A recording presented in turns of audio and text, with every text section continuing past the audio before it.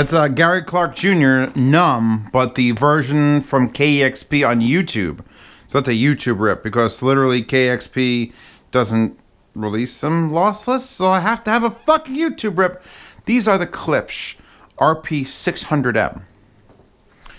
And if they look familiar, it's probably because a couple years back, I bought and reviewed and loved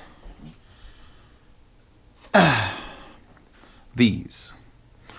The Klipsch RP150M. So these are a 5 1/4 with a little, look at it, look at it, tiny. And these are not only good in a room, there's a 6-inch version that's better, like those are, but these worked on a desk.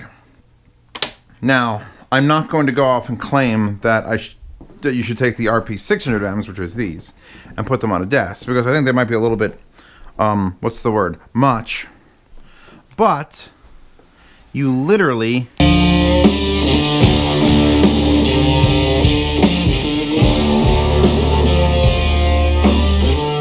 can't go wrong. Now here's another thing. When I was sent these by Klipsch, they were $600. And I saw them at $600 and I went, oh, okay, that seems like a reasonable price for a 6.5-inch. It says right here, Reference Premiere. They've got the new tweeter. It's got this rubberized box waveguide that just, it can somehow take a horn and not hurt you. And okay, so then a couple weeks later, because I've had them for a while now, $550. Oh, they're $50 off. Okay, cool. As of the time of this recording, $439. That both simplifies my life, because anyone who says I have X budget for Klipsch RP600M, but I haven't even heard a Klipsch RP600M. Klipsch RP600M for my bathroom. 600Ms. You. They're a well-built, well-engineered, good-looking, great-sounding speaker, and they're under $500. So, yes. Chewbacca, yes. Chewbacca concurs. Do you concur? She concurs. Let's take a look at the back of one. This is the walnut finish. Walnut or ebony. Those are your two choices. Doesn't get any lighter. They don't do the cherry anymore. Really miss the cherry.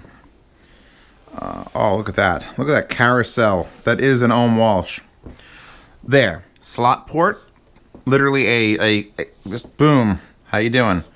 Like a way, it's a San Diego over here. I'm not going to say what it is, but it's definitely San Diego over here. You get binding posts with bridges so that you can separate the high and low frequencies in case you want to do dual bi-amping. You don't plug all the things in by wire. That's a fucking lie. What does it say? That's weird. Klipsch Group is in the Netherlands, but it's also in Indiana, and then it's made in China. So, there you go. The one thing I'm going to say negative, literally one. I have one thing to say negative. Two. The first thing is the grills are useless, because if you cover this up, if it's because you're a significant other, you better make them a very, very insignificant other, because that's gorgeous. Also, not to bring her up, but Pasta says they look better upside down. The other reason I would probably give these a negative mark, the printing on the vinyl, because it's not real wood. It's not a Buchart. Buchart's up there. The S300s are like $1,300 a pair. You pay under $5 for it, you're going to get a printing of vinyl. And this is a very poor one. You could just see. It's like, is it the same on both? See, this one's a little better off. Like, it looks like wood grain and it's there. It looks like the printer literally fucked this one up. And it's just sort of doubled and hazy. I was like, what is that? It looks good from there. But as soon as you are here, you can tell that the vinyl print was not, like, done right. Now, I'm thinking that's just my pair, specifically. So, I'm not going to hold too much against it. I did get this pair rather early in the life cycle of these.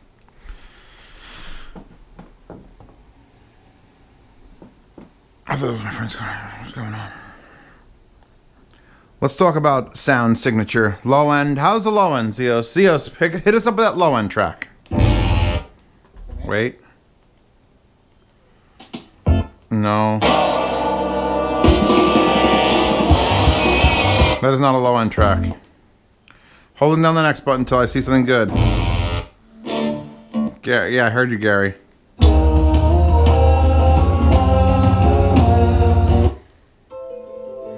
Unlimited blade works.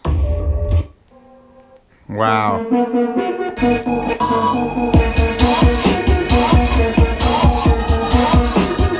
That's Neo Tokyo OST Nimbus. Still not the sort. Oh.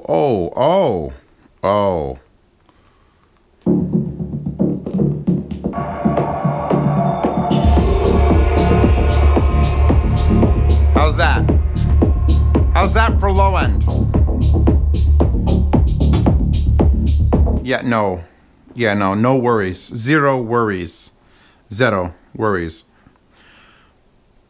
There's a small pair of white elephants in the room, though. The JBL Arena 130s are still out. And I thought about hiding them before this review. I was like, oh, shit, there's a waifus on them. Because these are...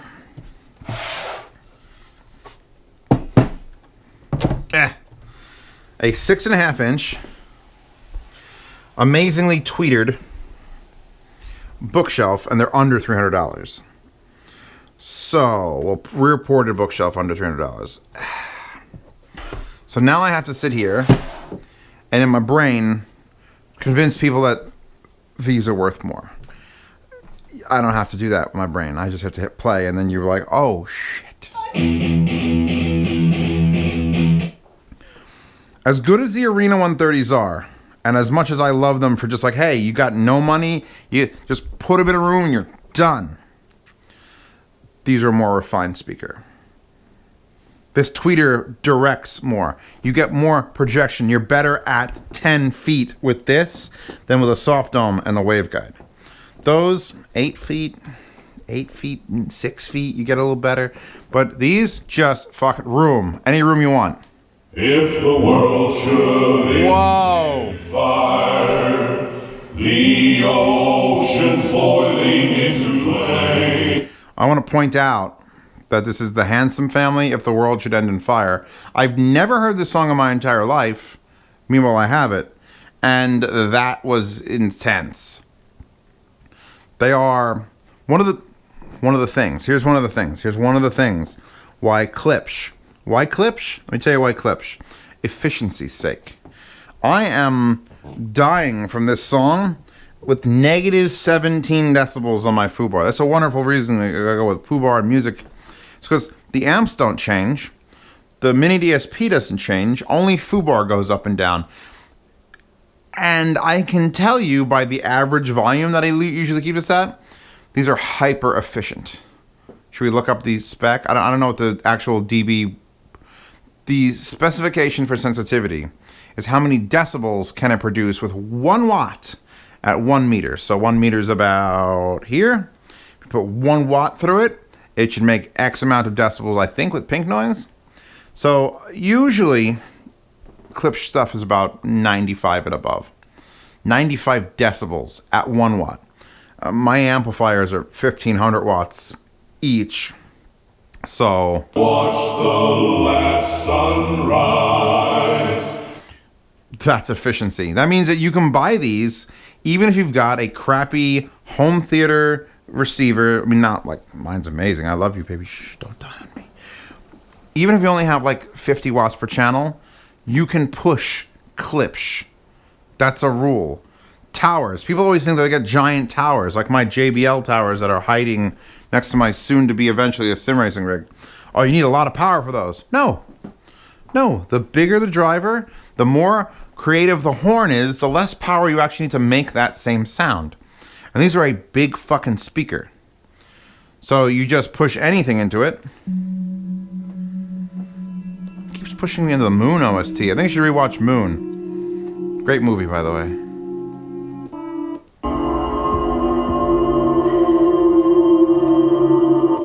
I keep hearing the term detail retrieval in things, and I can kind of grasp what the concept of detail retrieval is.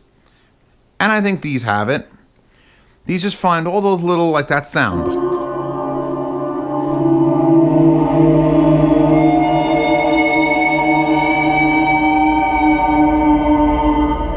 They make every little sound bigger. Not just normal sounds. It's like, oh wow, oh that piano string resonance just kept going. I've had these up on top of these speakers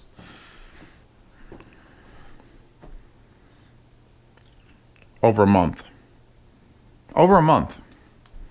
I had the JBL Arenas. If you remember the JBL Arena sound demo, they're on those speaker stands here. You know why?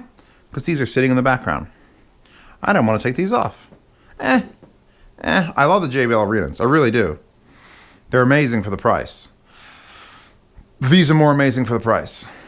If these were $600, you guys would have no problems because you'd be like, oh, I don't have money for that. Like, screw it. But now they're within the less than $200 more. And it's just like, you get some with the whereas those don't quite have the and these do. And I know this is like very, very zero views of me. Whereas what the hell is he talking about? They have a finesse to them. It's more finesse. It's more crossover to it. It's got more looks. It's got a little baby bit more bass. Just a smidgen. And God, they get loud. Like, they get God tier loud. And they get God tier loud without distorting. I'm not worried about blowing these up. That's a wonderful thing. I've said that in a couple of their videos where like, wow, this speaker doesn't sound like I'm going to hit the end of it, so I might as well just keep going. I know you look the other way. I know you long for something new.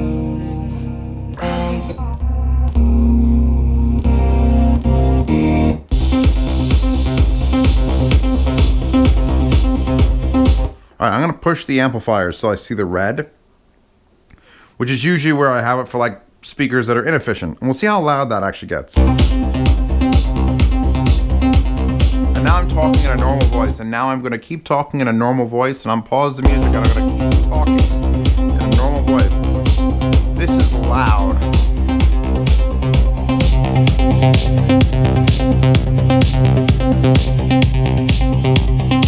But it's doing that same thing the other ones did, where this is so loud you can't even hear me speaking. Like if I come back here, I'm just... But this is Dead Mouse, Let's Go, Feet, Grabbits, from the W/2016 album. They don't hurt all the way up to them. You done? You chilling? You checking out? Yeah, no, she's done.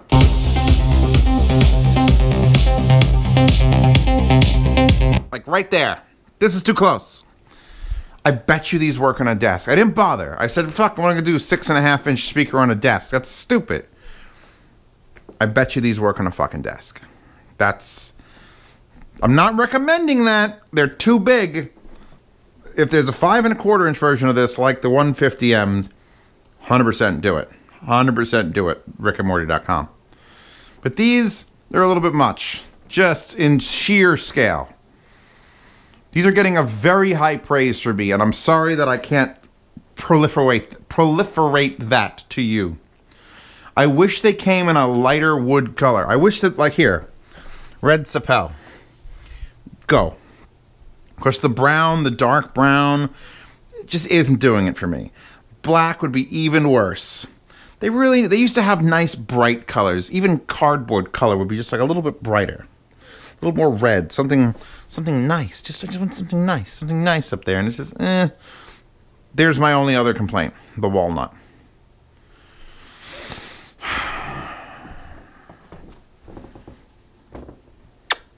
It's kind of sad to see you go, baby. But the Klipsch said he wants you back. Okay, so here's the deal. There may or may not be in the future, and I've discussed this on live stream and I haven't done it here in public video. There may or may not be in the future a room representing HiFiGuides.com at Rocky Mountain Audio Fest. And when that room happens, Klipsch has agreed to donate these speakers for, you know, cheap audiophiles, so that you don't just think that everything's fucking $1 trillion, because frankly, I would love to play these for people looking at $30,000 speakers so they can understand, oh, maybe I don't need to spend $30,000 to actually have it sound good.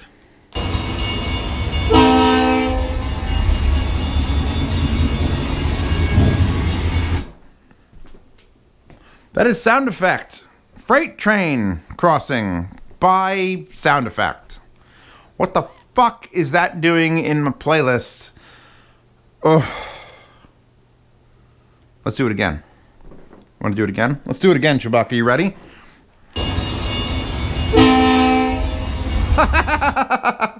That is scary loud. And scary clear. Alright. I'm done. There's a sound demo. I'm doing some EQ curves to try to correct it, because you're never going to get the low end these things throw with any microphone unless I put them in the back of the room. So that isn't happening. Check them out. Look at them. Either you love the way they look or you don't. If you want to, here, hold on. Let me.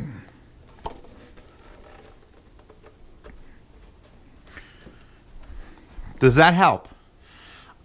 I personally just have a thing for upside down speakers, and I'm sure I've pissed off whatever dislikes this video garners is from this moment. Right now, it's like, oh, of course we're gonna dislike this video. He's put the speakers upside down. I know that doesn't affect how the waveguide works. It's a goddamn square. Chewbacca, thoughts? No more train sound, she said.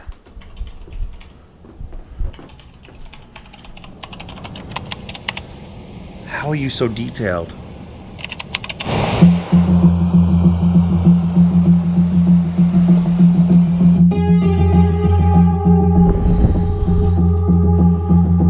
Alright, I'm ending this review because it's going to be 35 minutes of me just staring at a speaker going, why won't anyone buy you?